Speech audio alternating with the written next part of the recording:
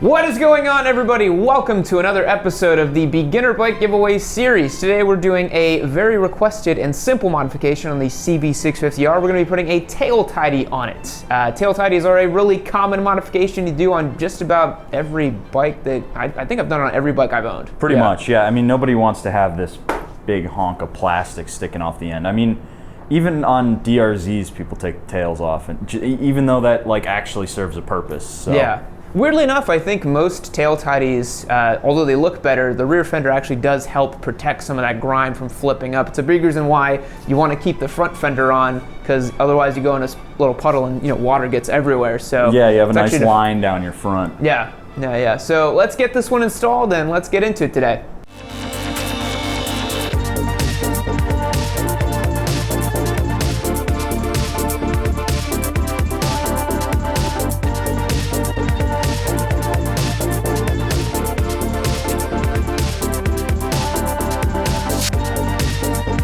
Alrighty guys, we are going with this Rizoma unit today here on the CB650, and the reason we're doing that is because this bike is so new and there's not a whole lot of parts for it that this was actually one of the only tail tidies I could find that would be shipped here in a reasonable amount of time. So this is the Rizoma tail tidy. This bad boy was actually $265. Oh man. Yeah, which is a lot of cash for a tail tidy. If you guys don't know, most tail tidies are like between $60 to $80, if that. Which you usually go for the TST ones, yeah? Yeah, personally, if you're out there looking for a nice tail tidy, grab TST. They're cheap. Yeah. They come sometimes integrated with a tail light. And the one for my DRZ, which did have the tail light in there and all of the hookups and a license plate light and everything you need, it was $130. Yeah. And it just plugs in. DRZ life. Yeah, all the mods are cheap. Everything's cheap except for the Rizoma, but you gotta you need to measure quality versus quantity, I guess. Totally, yeah. I mean, Rizoma is a super high-end component. Everyone, if you know anything about Rizoma, they make like the nicest stuff. But just so you guys know that I'm not making it up, this actually was $265 before shipping and tax. So this was probably closer to $300 after everything was said and done. Well, let's see how nice it is. All right, so cracking this open very gently so as not to damage our super fancy tail tidy that might as well have been made cast in gold for $260.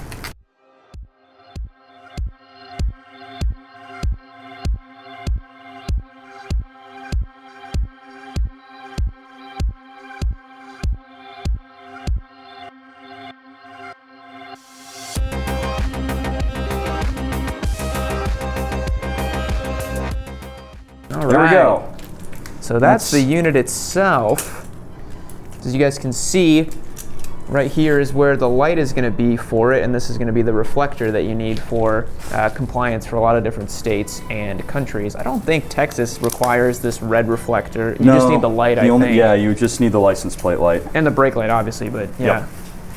So our unit on here, you guys can see it's this big unit, but actually, you know what? I really like the turn signals that are on here stock, these LEDs, and I think for what it is, it's actually quite nice. It is huge, but it is quite nice. Yeah, and it does a good job at, keeping the plate illuminated and giving you nice, obvious signals, but, yeah, it is always nice to have a nice, clean tail tucked up.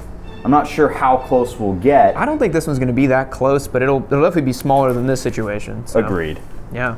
Well, let's dive into the actual install.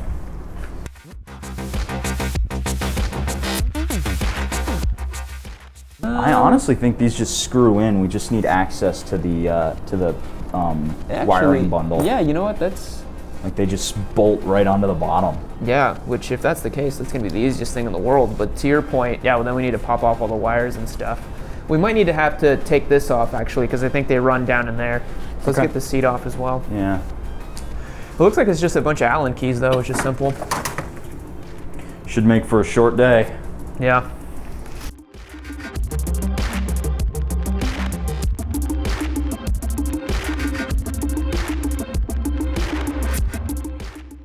taking a look at the wiring here for the CB650R, looks like all of the lights that lead out to the fender back there go into this like 4-pot butt connector thing. Have you ever seen anything like this? No. I mean, usually they're tapped straight into their harness via their own connectors. I've never seen them all in one nice, convenient pod like that. That's great. Yeah. Yeah. Interesting. I'm wondering how we're going to get them all out of there, because we're going to have to disconnect a couple. Yeah. Oh, you can even just lift it up. Look at that. Good guy Honda. Yeah. They're not labeled, but... we'll figure it out. Yep.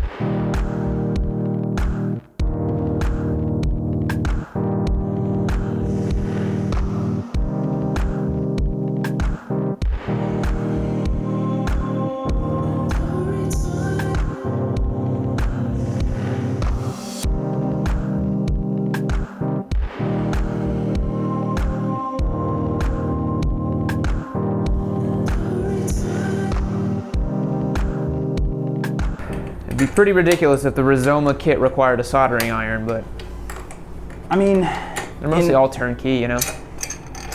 The thing about the bullet connectors, for those of you who were personally attacked by my disdain for them, is they just wobble free over time. Yeah. You know, everybody's like, no, I put mine on there and I've gone, 150,000 miles, and they, but they're not a perfect connection because they're designed to come apart. Yeah. So that's like it'll work. Like, it's not to say that it won't work, but like it's better to do it the other way. Exactly. Yeah. The reason why I'm okay with it here is because it's just the license plate light. Yeah. Who cares? I literally the story behind mine on my DRZ was it didn't have a tail light, so I had to put one on, and the kit had one that I just didn't use. Yeah. I was too lazy, and I threw it out because I was like, it's just going to be right under the brake light. And then they're like, well, it's not going to pass. And I was like, well, shit. So then I came and got the one from the RC, and I put it on in a way that it would work. But the guy looked at it and he was like, I know what you're going to do. You're going to get like 5 minutes away from the dealership and unplug it. And I was like, dude, no. I'm gonna go out in the lot and unplug it. It's good. You're just here to say that the motorcycle did at one point pass inspection. Yeah. And I still actually don't have a license plate light on because nobody really cares, which is why, again, I'm okay putting it on. I also feel like you don't really ride it at night too often, right? No. Yeah. I don't think it's a big deal.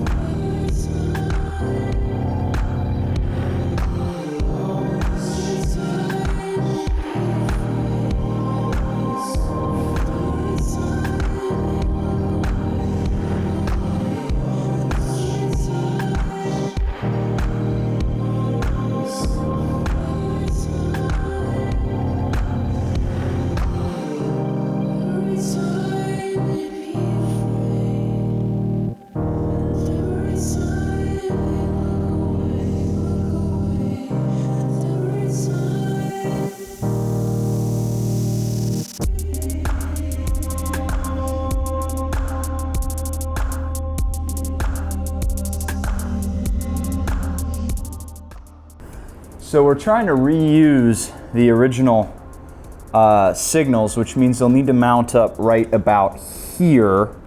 But it looks like we're gonna have to kind of finick it a bit because there's this opening right here in the back, which is weird. These are not meant to go forward.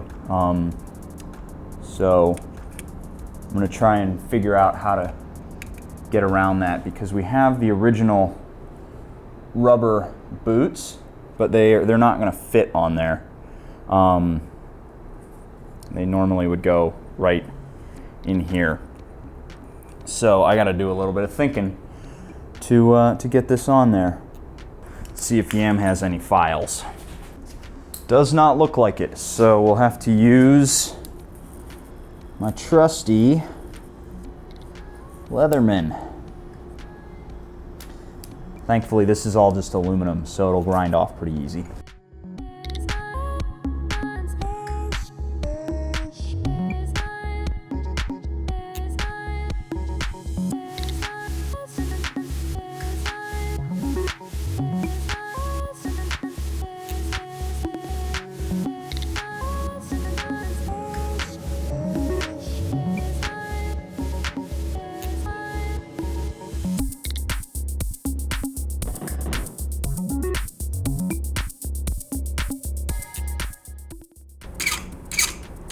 Just be glad I can mute this for you guys, so you don't have to listen to what I'm listening to.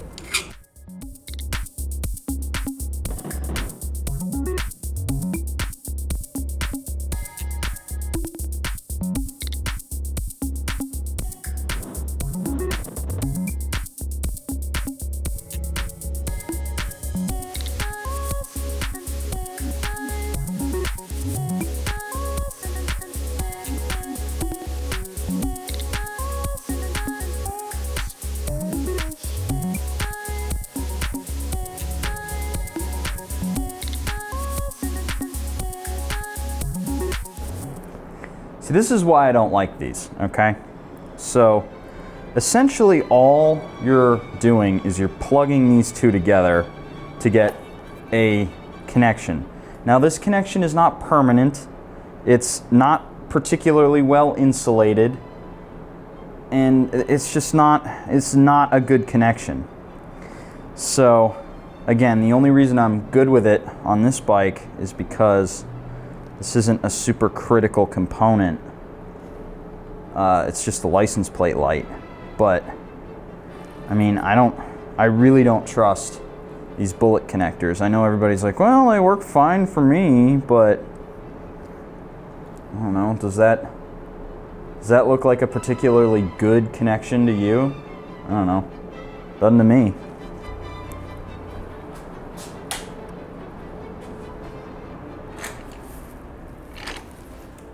See what I mean?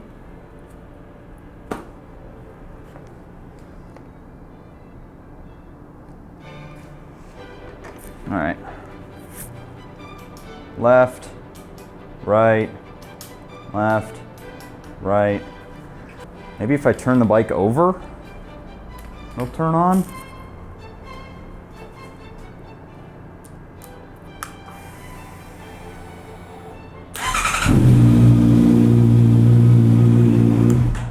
Nope.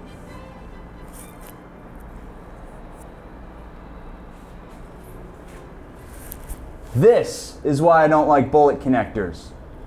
So for all of you people who say they work fine, they really don't. God damn it. All right, guys, we've encountered a bit of a weird problem with our very simple, or should be very simple, Fender Eliminator install here. So this is our factory light, or sorry, this is the Rizoma light that we got from the kit.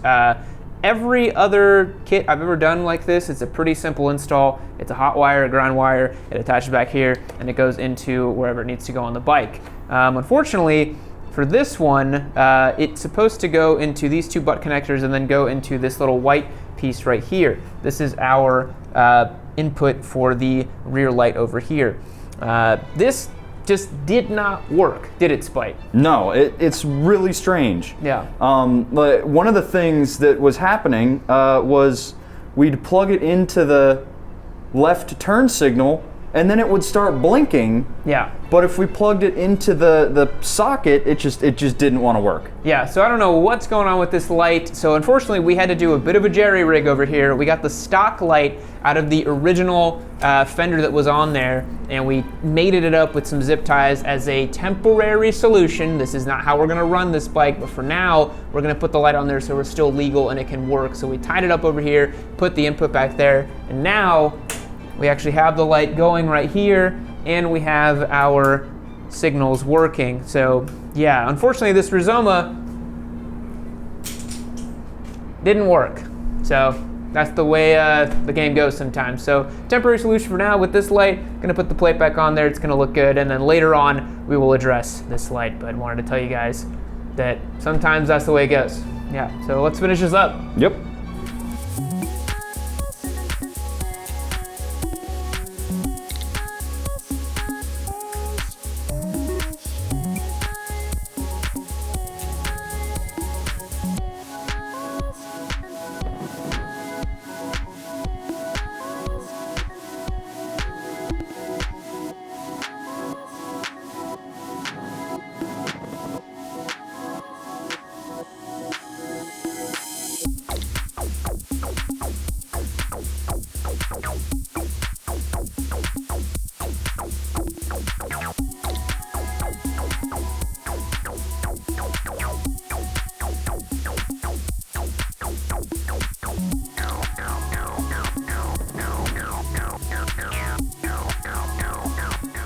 Alrighty guys, so that was the tail tidy install on the CB650R Spite. What'd you think? Well, I'm in two minds. We were saying off camera that we're not a huge fan of it, but it is smaller. Yeah. And it is lighter. It is lighter. That big piece was 5 or 6 pounds. This isn't. Yeah.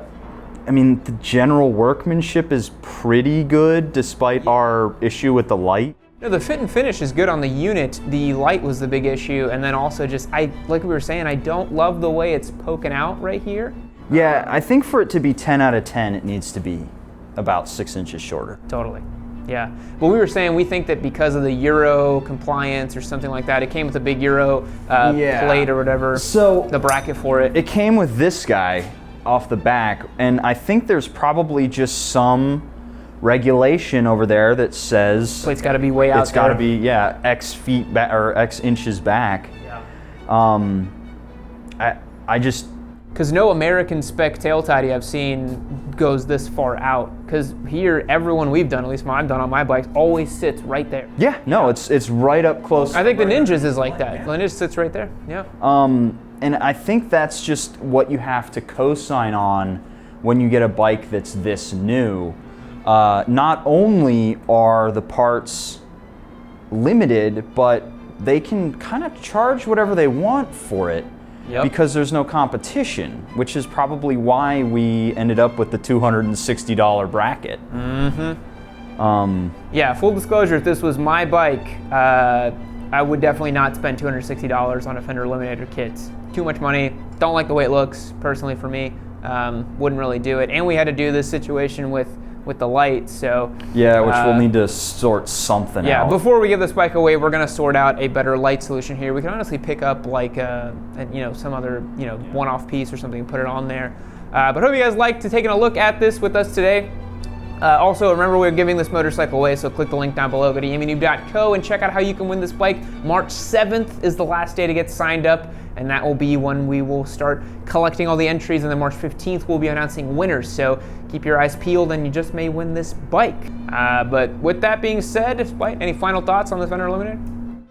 Not really, it's a little shame, a bit of a shame, but I honestly, this bike was so good to start that another brush stroke would ruin the painting.